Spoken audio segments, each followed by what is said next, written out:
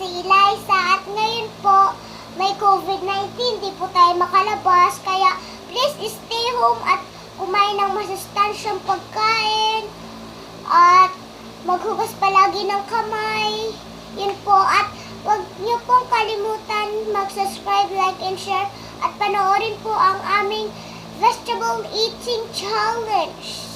So, bye-bye po guys. Sana po safe po kayo dyan sa home nyo. Bye-bye po guys.